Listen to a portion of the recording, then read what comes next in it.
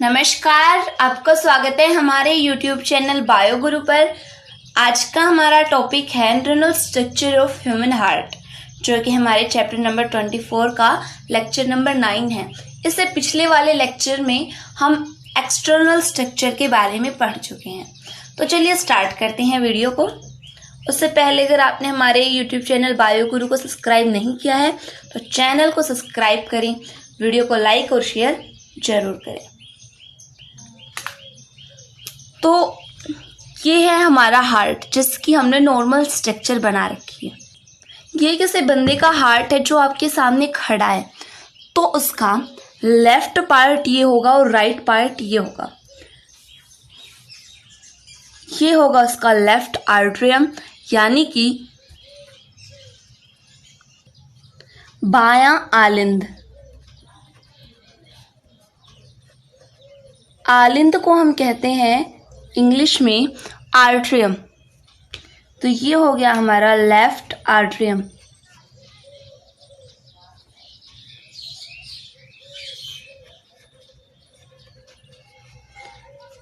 ये है हमारा बायां निलय।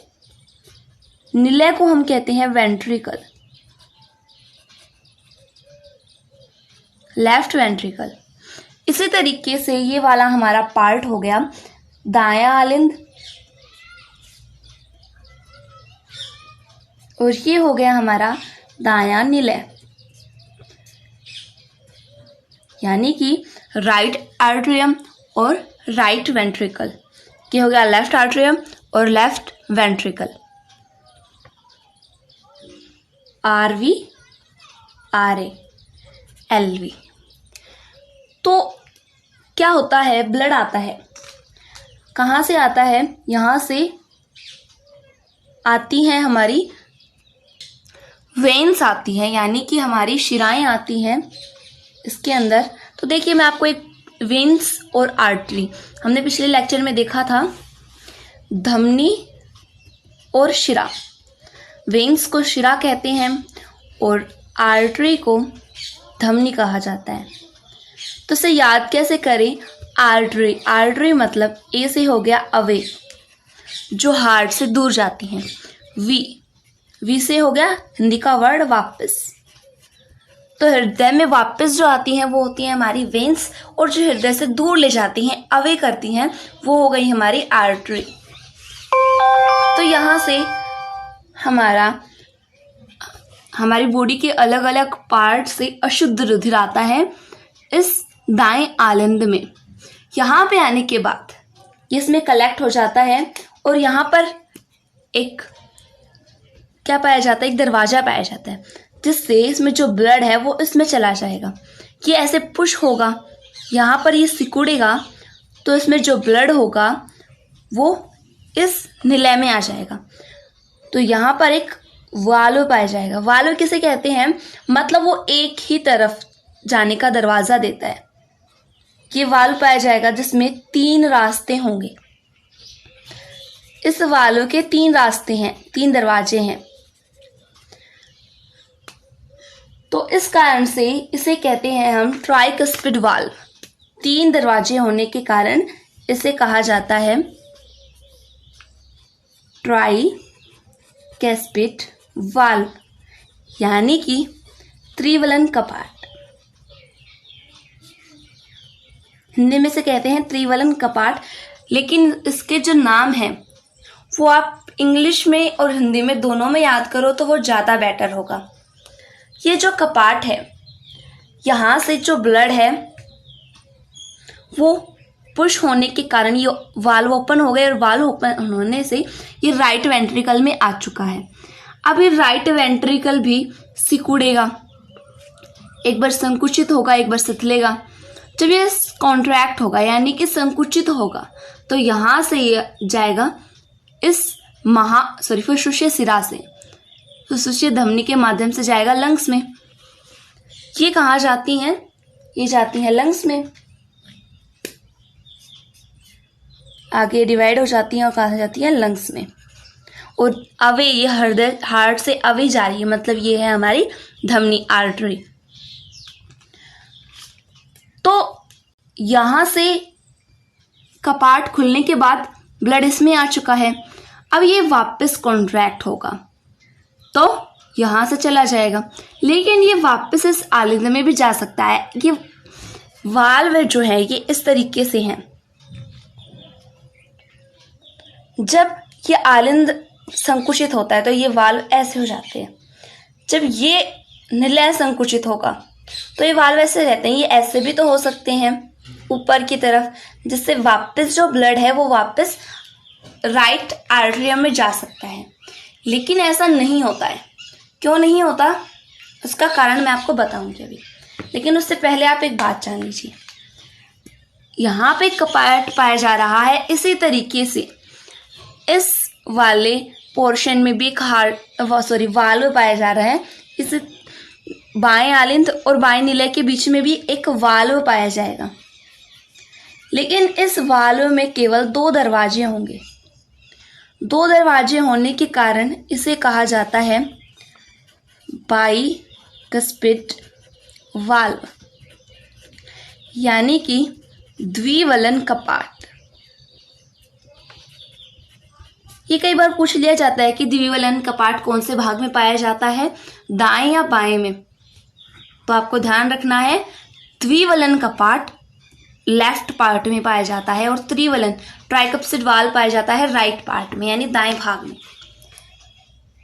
और हमने आपको याद हो तो पिछले लेक्चर में पढ़ा था कि हमारे हार्ट की 3 लेयर्स हैं।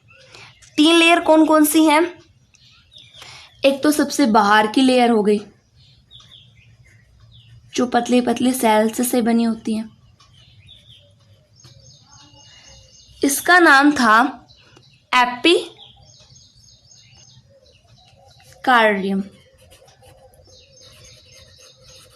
एपिकार्डियम। और इसके अंदर और लेयर्स पाई जा रही थी इस तरीके से। ये थी हमारी मसल्स से बनी हुई लेयर, यानी कि हमारी मांसपेशियों से बनी हुई मसल्स हैं, जिसका नाम है मायोकार्डियम। इन मसल्स का क्या नाम है? मायोकार्डियम। और इनके ऊपर भी कुछ सेल्स और पाए जाते हैं, ऐसे ही पतले पतले।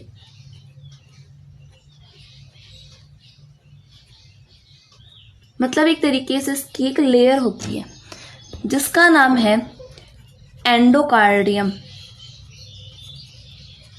तो 3 लेयर बताई है मैंने आपको जो हार्ट में होती है, एपिकार्डियम, मायोकार्डियम और एंडोकार्डियम। इनके हिंदी और इंग्लिश दोनों में नाम सेम है।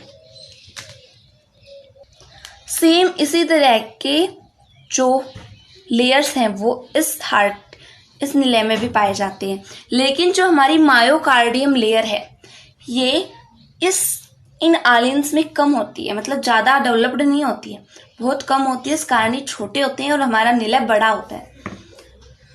तो मैं आपको यहाँ पे बना के दिखा देती हूँ। ये मसल्स ये उबड़ खाबड़ होती है इस तरीके से। इसमें कलर भी कर देती हूँ।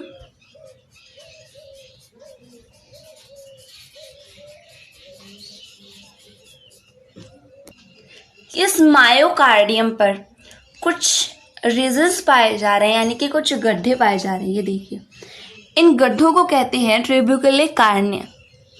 क्या कहा जाता है इन गड्ढों को? मैं यहाँ पे नाम लिख देती हूँ। यहाँ पे लिखा जा रहा है नाम, सेम स्ट्रक्चर है, मैंने यहाँ पे आपको बना के दिखाया है। क्या नाम बताया इसका? ट्यूबिकुले कार्निया। इसका एक नाम और है, इसका नाम है कॉलम्स ऑफ मसल, यानी कि ट्यूबिकुले कार्निया। सेम नाम है इसका, एक दूसरा नाम है कॉलम्स ऑफ मसल। आप चाहें तो नोट कर सकते हैं। अब मैंने आपको ये बातें इसलिए बताई है क्योंकि अब यहां पर आने वाली है एक इम्पोर्टेंट बात कि ये वाल जब इस निलय में संकुचन होता है तो ये वाल ऊपर की तरफ क्यों नहीं खुलते?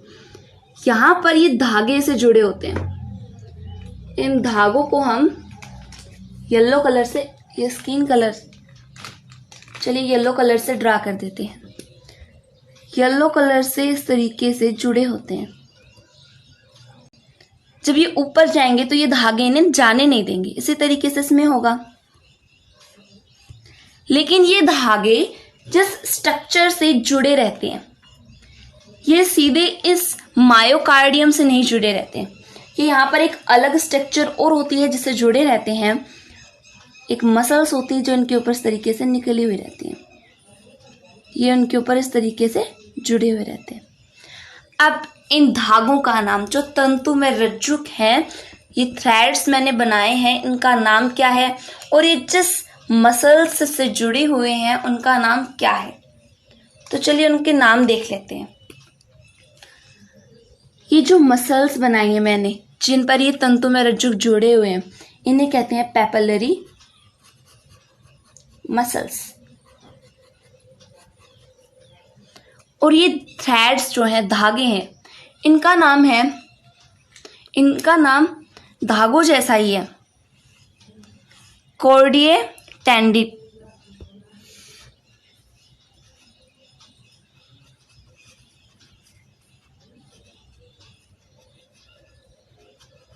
कॉर्डिये टेंडनी। कॉर्डिये मतलब होता है धागे और टेंडनी मतलब ये होता है धागे जो हमारी बॉडी के अंदर पाए जाते हैं। तो अब देखिए मैंने आपको क्या बताया है कि जब दायां आलन संकुचित होता है तो ब्लड इस वाल्व के माध्यम से, इस वाल्व का क्या नाम बताया है, ट्राइकैप्सिड वाल्व, जिसे हमने कहा है त्रिवलन कपाट। यह त्रिवलन कपाट खुल जाता है और सारा ब्लड इस वेंट्रिकल में, इस निलय में आ जाता है। अब ये निलय संकुचित होगा तो यहाँ से ब्लड इसमें जाएगा, लेकिन ये वापस भी जा सकता है, इसे वापस नहीं जाने दे रहे ये तंतु में रज्जुक। इन तंतु में रज्जुकों का क्या नाम बताया है, कार्डिये टेंडिनाई। और ये जिस मसल्स से जुड़े रहते हैं, जिस स्ट्रक्चर से जुड़े रहते हैं, उसका नाम है पैपिलरी मसल्स। और ये पैपिलरी मसल्स होती हैं मायोकार्डियम पर। और ये मायोकार्डियम जो मैंने बनाया है, इसमें ये जो गैप्स हैं, नीचे गड्ढे हो रहे हैं, इनका नाम है ट्यूबिकुलर कार्निया, यानी कि कॉलम्स ऑफ मसल। अब देखिए यहाँ से जब ये संकुचित हो रहा है तो यहाँ से ब्लड इसके लंग इन पल्मोनरी वेंस के माध्यम से ये है हमारी आर्टरी, पल्मोनरी आर्टरी, यानी कि फुसफुसीय धमनी के माध्यम से लंग्स में जा रहा है। लेकिन जब ये सिकुड़ कर बड़ा होगा, सिकुड़ने के बाद ये जब फैलता है तो वापस ये ब्लड इसके अंदर भी आ सकता है। तो इस कारण से इसमें वाल्व पाए जाते हैं। ये बात मैंने आपको आर्टरी और वेन्स के बारे में बताई थी, जब मैंने आपको उन दोनों का कंपैरिजन करके बताया था कि आर्टरी में कोई वाल्व नहीं पाया जाता, क्योंकि उसका प्रेशर जो है वो हाई प्रेशर होता है। हाई प्रेशर होने के कारण वो एक ही फ्लो करती रहती है। लेकिन मैंने वहाँ पे एक एक्सपेंशन बताया था, अपवाद बताया था कि जो हमारी फुसफुसीय धमनी है उसमें कपाट पाए जाते हैं, और उस कपाट का नाम भी बताया था। अगर आपको याद हो तो बढ़िया बात है, लेकिन मैं आपको बता देती हूँ। यहाँ पर कपाट पाए जाएंगे।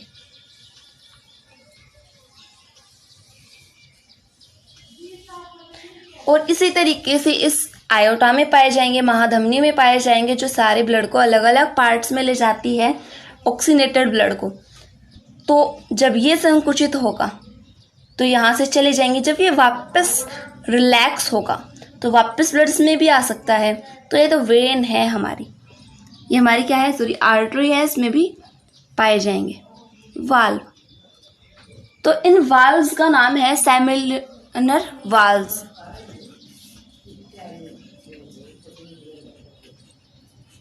सेमिन्युलर वाल्व जिसे हम कहते हैं सेमिल्यूनर, यानी सेमी मतलब होता है आधा और ल्यूनर मतलब होता है चांद, यानी कि अर्धचंद्राकार कपाट।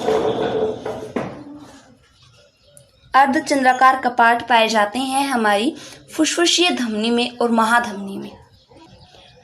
तो ये था हमारा शॉर्ट और सिंपल डायग्राम इसकी आंतरिक स्ट्रक्चर के बारे में, यानी इंटरनल स्ट्रक्चर के बारे में। साथ ही हम इसमें कुछ और बातें भी जानेंगे, लेकिन इससे पहले मैंने आपको एक नाम नहीं बताया। ये जो बाइकैप्सिड वाल्व पाया जा रहा है यहाँ पर, इसका एक और नाम होता है, वो है मिट्रल वाल्व। ये नीट में पूछा गया क्वेश्चन है कि मिट्रल वाल्व कहाँ पाया जाता है। या फिर ये पूछा जा सकता है कि लेफ्ट आर्टरियम और लेफ्ट वेंट्रिकल के बीच में जो वाल्व पाया जाता है उसका क्या नाम है? तो आप बता सकते हैं ऑप्शंस में क्या, तो मिट्रल वाल्व होगा, या फिर कोई भी वाल्व हो सकते हैं, सेमिन्यूलर वाल्व, ट्राइकैप्सिड वाल्व, या बाइकैप्सिड वाल्व तो नहीं होगा, मिट्रल वाल्व होगा। तो बाइकैप्सिड वाल्व का ही दूसरा नाम है मिट्रल वाल्व। तो ये पढ़ा है हमने हार्ट के बारे में कि हमारे अंदर, ये तो हमने पिछले लेक्चर में पढ़ लिया था कि 3 लेयर्स हैं। इन तीनों लेयर्स के बारे में हम पिछले लेक्चर में पढ़ चुके हैं, एपिकार्डियम, मायोकार्डियम और एंडोकार्डियम। जो मायोकार्डियम है उस पर कुछ और मसल्स के स्ट्रक्चर्स पाए जाते हैं, जिसे हमने कहा पेपिलरी मसल्स, और इस मसल से कुछ धागे निकलते हैं जो जाकर वाल्व से अटैच हो जाते हैं। इन धागों का नाम है कोरिया टेंडन है, और ये जो धागे हैं ये वाल्व को ऊपर खुलने से रोकते हैं। इसी कारण वाल्व जो है एक दिशा में खुलते हैं, इसी कारण हमने इसे वाल्व कहा है। तो अब चलिए हमारे वाल्व्स के बारे में ही बात कर लेते हैं। कुछ हमने देखा है कपाट, कपाटों के बारे में, यानी वाल्व्स के बारे में। वाल्व्स 2 प्रकार के हैं। एक है हमारा सेमिल्यूनर वाल्व, जिसे हिंदी में कहते हैं, हिंदी का नाम बताइए, अर्धचंद्राकार कपाट। और दूसरा है जो आर्टियम और वेंट्रिकुलर के बीच में पाया जा रहा है, जिसका नाम है आर्टियो वेंट्रिकुलर वाल्व्स।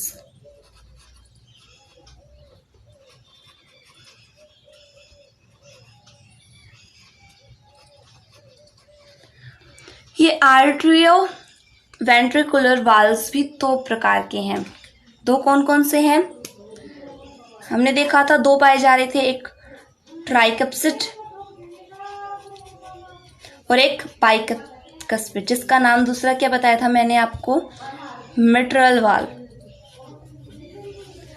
देखिए 2 तरीके के वाल्व पाए जा रहे हैं, जो आलिंद और निलय के बीच में पाए जा रहे हैं द्विवलन और त्रिवलन कपाट, और दूसरा पाया जा रहा है अर्धचंद्राकार कपाट। और आगे इनके 2 पार्ट्स हो चुके हैं, इसके आलिंद और निलय के बीच में पाए जाने वाले कपाटों के, द्विवलन और त्रिवलन। ये है हार्ट का सिंपल डायग्राम। तो अब इसमें ऊपर के 2 बताए मैंने आलिंद और नीचे के 2 हैं हमारे निलय। इनके बीच में मसल्स हैं, को पता है मसल्स भरी हुई हैं, सबसे ज्यादा मसल्स हैं। एक पेशीय संरचना है हमारा हृदय। तो आलिंद और आलिंदे के बीच में जो मसल है, इसे मैं ब्लू कलर के पेंसिल, ये जो बीच का गैप है, ये जो मसल है, मसल को हम सेप्टम भी कह सकते हैं। इसका नाम है, दोनों आलिंदों के बीच में है, तो इसे हम कह सकते हैं इंटर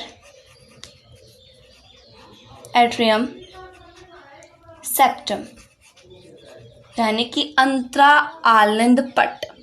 इसका हिंदी में नाम क्या बताया है?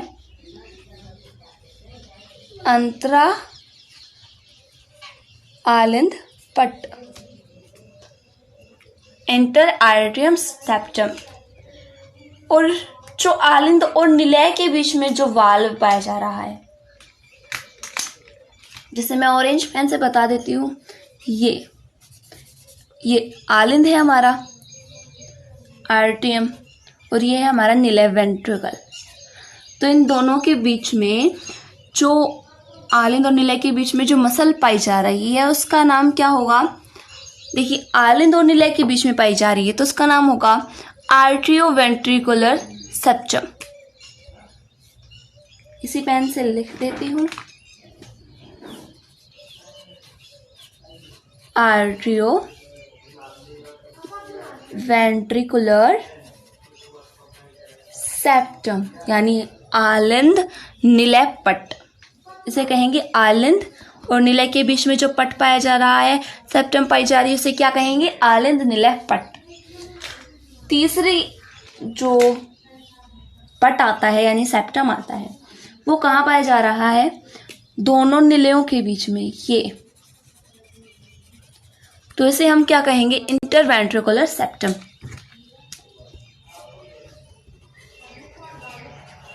इंटरवेंट्रिकुलर सेप्टम यानी कि अंतरानिलय पट। तो अब इसमें कुछ बातें और आती हैं। एक नाम आएगा इसमें फोसा ओवेलिस और दूसरा आएगा फोरमेन ओवेलिस। ये होते क्या हैं? तो देखिए, जब हम भ्रूणीय अवस्था में होते हैं यानी कि हमारी मम्मी के पेट में होते हैं, तो हमारे जो हार्ट होता है और इनके जो निलय हैं, इसका एक डायग्राम और बना देती हूँ मैं यहाँ पर ताकि क्लियरली दिख सके। ये मैंने डायग्राम बना लिया है। तो इन दोनों आलिंदों के बीच में एक होल होता है इस तरीके से। ये होल क्यों होता है? जब हम भ्रूणीय अवस्था में होते हैं तब होता है। जब हम भ्रूणीय अवस्था में होते हैं तो ये होल बताए क्यों होता है? क्योंकि हमारा जो ब्लड है, हमारे जो लंग्स होते हैं जब हम भ्रूणीय अवस्था में होते हैं, वो नॉन फंक्शनल होते हैं यानी अक्रियाशील होते हैं। तो हमारा ब्लड कैसे आता है? पहले आर्टरियम में आता है, फिर वेंट्रिकुलर में जाता है, फिर वापस लंग्स में, फिर लंग्स से इस वाली आर्टरी में, फिर इस वेंट्रिकुलर में। लेकिन फिर भी हमारा ब्लड डीऑक्सीनेटेड से ऑक्सीनेटेड नहीं हुआ। तो भाई अब हमारी बॉडी सोचेगी कि इसे हम बाईपास कर देते हैं, मतलब हम इस लंग्स में हमारा ब्लड लेके ही नहीं जाएंगे।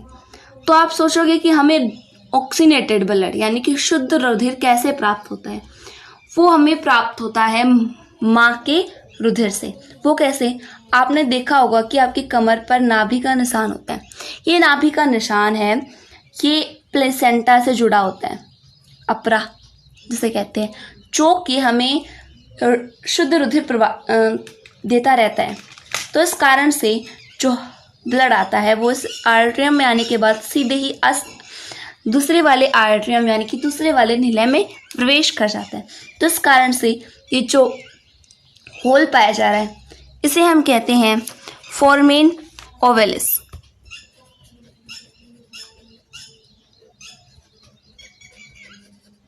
इसका हिंदी में नाम भी यही है, फोरमेन ओवेलिस। लेकिन जब हम बड़े हो जाते हैं या फिर जब भ्रूणीय अवस्था से हम एडल्ट होते जाते हैं, बड़े होते जाते हैं, मतलब हमारा जन्म होने के बाद जो हमारे आलिंद हैं ये डिप्रेशन हो जाते हैं, डिप्रेस्ड हो जाते हैं इस तरीके से। यानी कि यहाँ पे जो डिप्रेशन हुआ है, ये डिप्रेशन ये होता है फोसा ओवेलिस। यानी कि जब ये जो छेद था हमारे हृदय में पहले, ये अब भर चुका है। किसके कारण? डिप्रेशन के कारण। तो इस डिप्रेशन को ही हम कहते हैं फोसा ओवेलिस। क्या कहा जाता है इस डिप्रेशन को? Fossa ovalis. ये जो छेद पाया जा रहा है, ये पाया जा रहा है इंटर आर्टरियम सेप्टम के बीच में, जो इसे हम छेद ही कह सकते हैं, जो हमारी भ्रूणीय अवस्था में होता है। लेकिन जब हम अडल्ट होते जाते हैं, हमारे जन्म के बाद इसमें डिप्रेशन आ जाता है और इस डिप्रेशन को हम कहते हैं फोसा ओवेलिस। इसका हिंदी में नाम भी यही है। आप चाहें तो इसका हिंदी में नाम लिख सकते हैं फोरमेन ओवेलिस, और इसका होगा फोसा या फिर फोसा लिख सकते हो, फोसा ओवेलिस। ये फोसा ओवेलिस क्यों होता है? फोरमेन ओवेलिस में डिप्रेशन आ जाता है, ये छेद बंद हो जाता है। और ये छेद इसलिए होता है क्योंकि हमारे जो लंग्स होते हैं भ्रूणीय अवस्था में, ये नॉन फंक्शनल होते हैं। हमारे हृदय में जो संकुचन होता है उससे पढ़ने से पहले हम हमारी मसल कैसे कॉन्ट्रैक्ट होती है ये पढ़ेंगे। यानी कंडक्शन ऑफ सिस्टम पढ़ने के लिए से पहले हमें मसल के बारे में कुछ बातें जाननी जरूरी है कि हमारी मसल कैसे संकुचित होती हैं। क्योंकि हमारा जो हार्ट है ये एक मसल स्ट्रक्चर है, पेशीय संरचना है। तो उससे पहले हमें मसल के बारे में पढ़ना होगा कि why does the muscle can contract, जो हमारी मसल है वो संकुचित क्यों होती है। तो देखिए,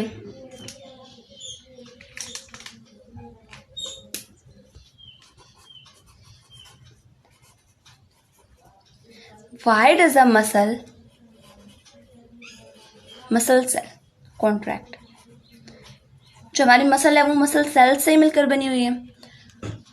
ये एक बेसिक जानकारी है, क्योंकि हर एक चीज के पीछे, हर एक जो काम हो रहा है उसके पीछे कोई ना कोई रीजन होता है।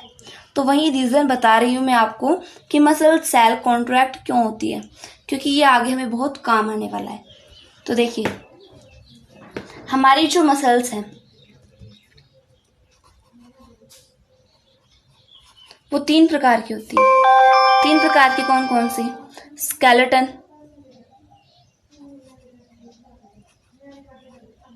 स्केलेटल मसल, स्मूथ मसल, और थर्ड आता है कार्डियम मसल। ये स्केलेटल मसल कहाँ पाई जाती है, स्मूथ और ये कार्डियम कहाँ पाई जाती है? तो देखिए, जैसा कि हमारी जो, जैसे हम किसी भी अस्थि को ले लेते हैं, बोन, जैसे हमारी हाथ,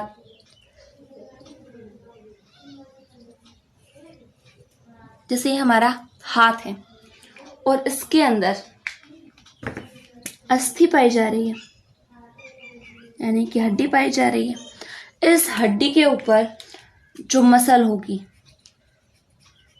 ये वाली मसल, ये होगी हमारी स्केलेटल मसल, और यहाँ पे ये किसी और मसल से जुड़ जाती है, इस वाली मसल से, और ये पीछे अलग मसल से। जब हमारे हाथ इस बोन जब भी हमारी मसल सिकुड़ती है तो ये हैंड ऑटोमेटिकली ऊपर जाता है। आपने देखा होगा जिम विम में जो बच्चे जाते हैं उनकी जो मसल्स है वो ऐसे सिकुड़ जाती है और जो हैंड है वो ऊपर आने लगता है। तो ये होता है स्केलेटल मसल की होती है।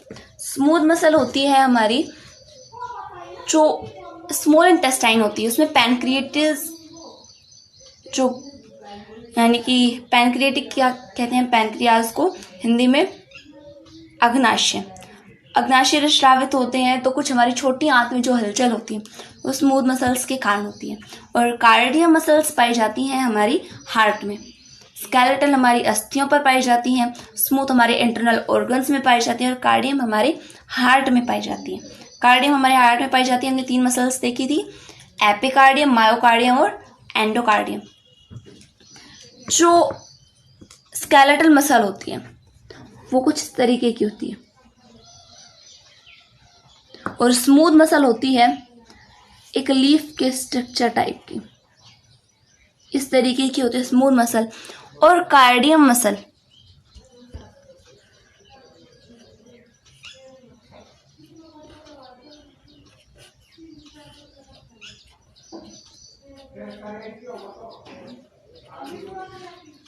इस तरीके की होती है। मतलब ये सेल है, मसल सेल मिलकर ही मसल का निर्माण करेंगे। तो सारी इस तरीके की होती है, स्मूथ सेल ही होती है हमारी स्केलेटल सेल, और ऐसी होती है हमारी कार्डियम सेल। तो हमें यहाँ पे मेनली है हमारी कार्डियम सेल जो हमारे हार्ट में पाई जा रही है, क्योंकि हम हार्ट के स्ट्रक्चर के बारे में स्टडी कर रहे हैं। तो इन दोनों जो सेल्स हैं इनके बीच में ये जो गैप है इसे कहा जाता है इंटरकैस्टेड डिस्क। इंटरकैस्टेड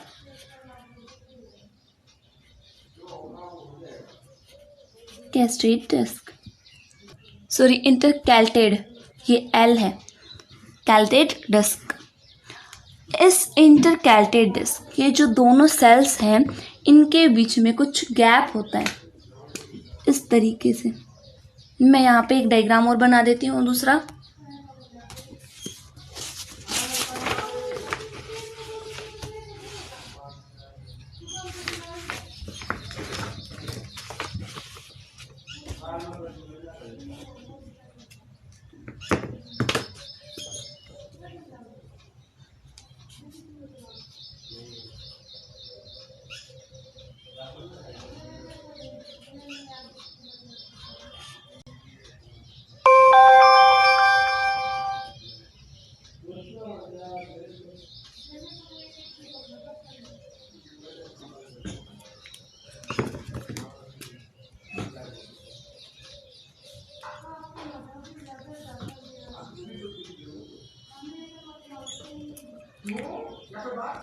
ये जो सेल्स हैं हमारी, इनके बीच में इस तरीके का कुछ गैप पाया जा रहा है। ये देखिए, मैं दूसरे पेन से बना देती हूँ, बहुत लाइट पेन है। इस तरीके से इनमें कुछ गैप पाया जाता है जिससे इस सेल का जो द्रव्य है वो इसमें जा सके और इसका इसमें। तो इस कारण एक गैप पाया जा रहा है, इसे कहते हैं गैप जंक्शन। क्या कहा जाता है? गैप जंक्शन, क्योंकि इससे इन दोनों सेल्स का एक दूसरे में क्या जा सकता है? साइटोप्लाज्म जा सकता है। तो ये थी हमारी थोड़ी बहुत जानकारी मसल के बारे में। तो मसल सेल की स्ट्रक्चर देखिए, जैसे कि ये है हमारी मसल सेल। अभी मसल सेल कॉन्ट्रैक्ट कैसे होगी? तो इसे कॉन्ट्रैक्ट करने के लिए एक दूसरी सेल होती है। दूसरी सेल कौन सी? थोड़ी बेकार बन गई है, आपकी समझ में आ रही होगी। तो कौन सी सेल है ये है हमारा न्यूरॉन। न्यूरॉन सेल है। ये न्यूरॉन सेल आती है मसल सेल पर और जाकर इस पर थूक देती है और कहती है चल कॉन्ट्रैक्ट हो। मतलब थूकना, मतलब थूक से मतलब है कि एक तरीके का केमिकल रिलीज करती है जिसका नाम है न्यूरोट्रांसमीटर।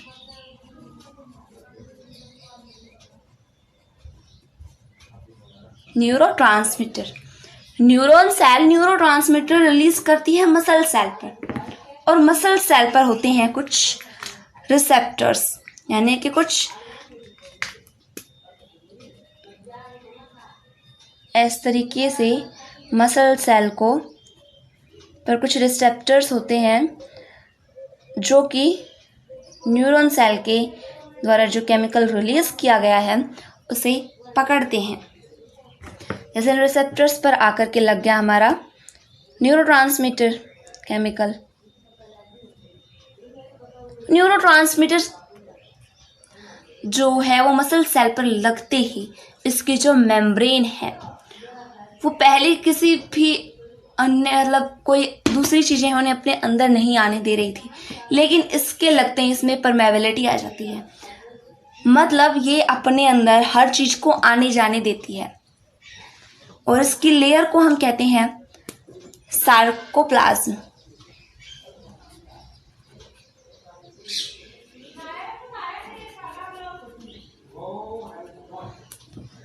तो जब इसकी सेल मेम्ब्रेन हर किसी को अपने अंदर आने जाने दे सकती है तो इसके अंदर एंटर हो जाता है सोडियम आयन। सोडियम आयन इसके अंदर एंटर हो जाता है क्योंकि इसकी परमेबिलिटी है जो चेंज हो जाती है। तो ये मसल क्या हो जाती है? कॉन्ट्रैक्ट हो जाती है, हो चुकी है कॉन्ट्रैक्ट। इस कॉन्ट्रैक्ट होने में एक आयन और हेल्पफुल होता है, वो है हमारा कैल्शियम आयन। कैसे? देखिए, दूसरे पेन से बनाना पड़ेगा। हमारे सेल के अंदर होता है अंतःपृथ्वी जालिका। ER। जब ये सोडियम आयन हमारे अंदर हमारे मसल सेल के अंदर जाता है तो ये कैल्शियम आयन रिलीज करती है जिससे कि हमारी मसल कॉन्ट्रैक्ट हो जाती है। तो कॉन्ट्रैक्ट होने का कारण है कैल्शियम आयन। तो ये कुछ स्टेप्स में हुई है। पहले क्या हुआ? न्यूरॉन आता है मसल के पास और यहाँ पे ये रिलीज करता है न्यूरोट्रांसमीटर। दूसरे स्टेप में न्यूरोट्रांसमीटर को मसल सेल के रिसेप्टर्स के द्वारा ग्रहण कर लिया जाता है, अटैच हो जाते हैं इससे, तो सोडियम की एंट्री हो जाती है। सोडियम की एंट्री को पॉइंटेड बात आती है, सोडियम की एंट्री को एक स्पेशल नाम दिया गया है, वो है डीपोलराइजेशन।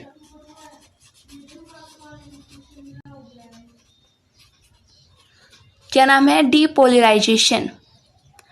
सोडियम की एंट्री को कहते हैं डीपोलराइजेशन। जब ये इसके अंदर आएगी तो जो एंडिकुलम रेटिकुलम इंटरनल रेटिकुलम जो है ये कैल्शियम आयन यानी अंतःपृथ्वी जालिका है, ये कैल्शियम आयन रिलीज कर देती है जिससे हमारी मसल कॉन्ट्रैक्ट हो जाती है। अब हम पढ़ेंगे कंडक्शन सिस्टम ऑफ हार्ट यानी कि हृदय की चालन प्रणाली।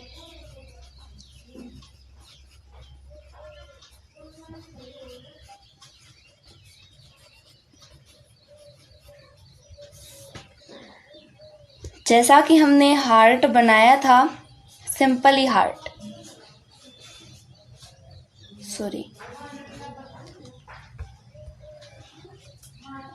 ये है हमारा हार्ट, सिंपल हार्ट बनाया है हमने। तो देखिए हमने बताया था कि हमारी हार्ट में हमारे हार्ट में कौन सी मसल्स थी? Cardiac muscles, cardium muscles. तो अब भाई मैं उसे बनाऊंगी तो बहुत ज़्यादा खिचपिच सा हो जाएगा, समझ नहीं आएगा, इसलिए मैं नॉर्मल सेल्स की तरह से बना रही।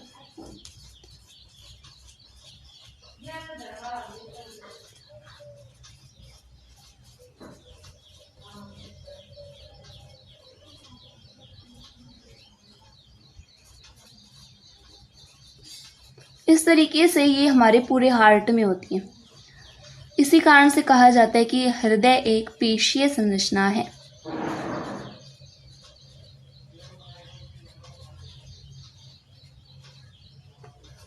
लेकिन इन सेल्स में से कुछ सेल्स जो हैं वो अपने आप में बहुत चेंजेस कर लेती हैं। कैसा चेंजेस, उसे भी हम देखेंगे। तो जो सेल्स चेंजेस करेंगे उसे मैं कुछ अलग कलर से दिखाऊंगी आपको। ये हमारी सेल्स हैं, कैसे सेल्स हैं? Cardium cells. और ये कार्डियम मसल सेल्स हैं, ये एक दूसरे से गैप जंक्शंस के द्वारा जुड़ी हुई हैं। लेकिन इनमें मैंने बताया कि कुछ सेल्स जो हैं वो अपने आप में कुछ चेंजेस कर लेती हैं, उन्हें मैं दिखा रही हूँ आपको वॉयलेट कलर से। तो ये हैं कुछ सेल्स जो अपने आप में चेंजेस कर लेती हैं।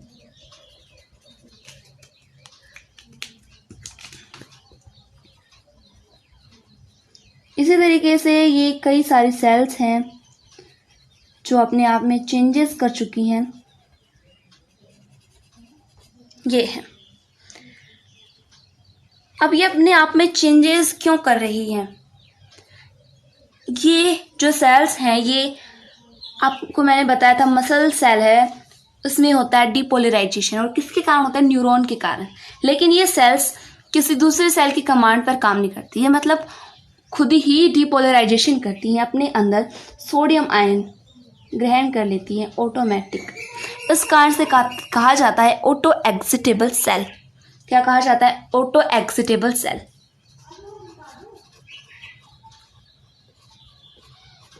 ऑटो एक्सिटेबल सेल क्योंकि ये सेल्स हैं ये न्यूरॉन की कमांड पर डिपोलराइजेशन नहीं कर रही है, इस कारण हमने इसे कहा है ऑटो एक्सिटेबल सेल।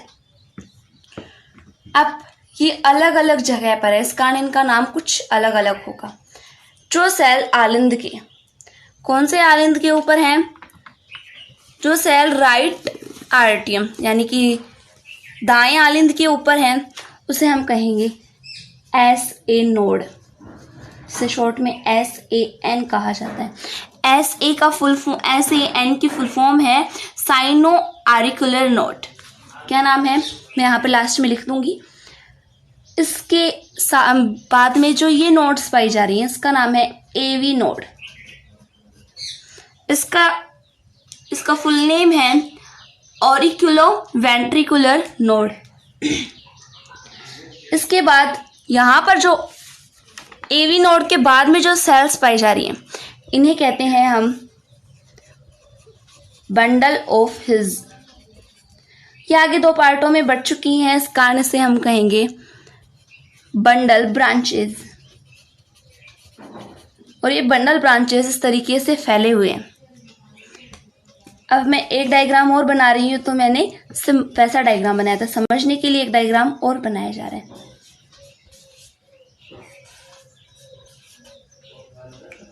तो देखिए यहां पाई जा रही है ऐसे नोड, यहाँ पर AV नोड, ये है हमारी बंडल ऑफ हिज, ये है हमारी बंडल ब्रांचेस।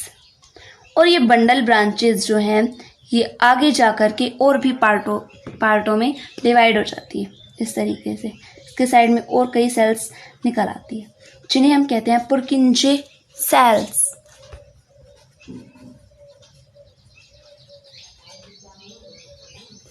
या सॉरी, पुरकिंजे सेल्स नहीं, पुरकिंजे फाइबर्स, पुरकिंजे ये रेशे। तो ये है हमारी SA नोड, ये है AVN, ये है बंडल ऑफ हिज, ये है बंडल ब्रांचेस। और बंडल ब्रांचेस आगे जाकर के पुरकिंजे फाइबर्स में बदल जाती है। ये जो साइनो आरिकुलर नोड है, SA नोड, ये नोड क्या कर रहा है, ये इन सभी नोड्स का, जो ये बाकी जो ऑटो एक्सिटेबल सेल्स हैं, इन सभी का हेड है। मतलब ये कमांड देता है और ये सभी इसकी कमांड मानते हैं। ये करता है डिपोलराइजेशन बिना किसी दूसरे सेल के कमांड के। क्या कर रहा है? डिपोलराइजेशन, मतलब एंट्री ऑफ सोडियम आयन। तो मैंने आपको बताया था कि ये कौन से सेल्स हैं, ये मसल्स हैं, मसल सेल्स हैं जिनका नाम है कार्डियम। और ये कार्डियम एक दूसरे से गैप जंक्शन के द्वारा जुड़ी हुई है। तो इस तरीके से ये डिपोलराइज करेगा और इन सभी के द्वारा जो सोडियम आयन ग्रहण किया गया है, NSA नोड के द्वारा जो ग्रहण किया गया है, वो सभी सेल्स में चला जाएगा। यहाँ से इनमें ये ग्रहण कर रही है, फिर इस तरीके से पूरा जो हार्ट है इसमें चला जाएगा हमारा सोडियम आयन, और ये क्या होंगे? कॉन्ट्रैक्ट होंगे। लेकिन इन सभी का हेड बताया मैंने आपको SA node.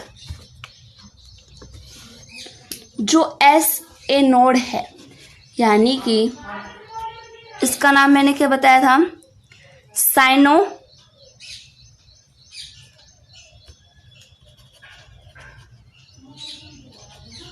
Auricular node. Sino auricular node है, ये 1 मिनट में, यानी कि एक बार में डिपोलराइजेशन करता है। वो भी करता है सेल्फ, यानी खुद से करता है डिपोलराइजेशन। सोडियम आयन की एंट्री खुद करता है। और कितनी बार करता है? 70 से 75 बार, वो भी 1 मिनट में। यानी कि 70 से 75 बार 1 मिनट में ये अपने अंदर सोडियम आयन ग्रहण करता है, डिपोलराइजेशन ग्रहण करता है। जब ये 70 से 75 बार कर रहा है तो इसे हम कहेंगे पेसमेकर, यानी कि इसे हिंदी में कहा जाता है स्पंदन केंद्र। क्योंकि ये क्या कर रहा है? हार्ट के अंदर बीटिंग कर रहा है SAN, इसीलिए हमने इसे क्या कहा है? स्पंदन केंद्र, पेसमेकर। जो AVN है ये भी डिपोलराइजेशन करता है, लेकिन ये 40 से 45 बार करता है। ये ज़्यादा स्पीडली करता है। इस कारण हमारा जो हार्ट बीट होती है वो 70 से 72 बार इसलिए होती है क्योंकि SAN है वो डिपोलराइजेशन करता है 1 मिनट में इतनी बार। इस कारण यह संकुचित होगी, कभी फैलेगी, इस कारण हम इसे पेसमेकर कहा है। तो आशा करती हूँ कि आपको ये समझ में आया होगा। धन्यवाद।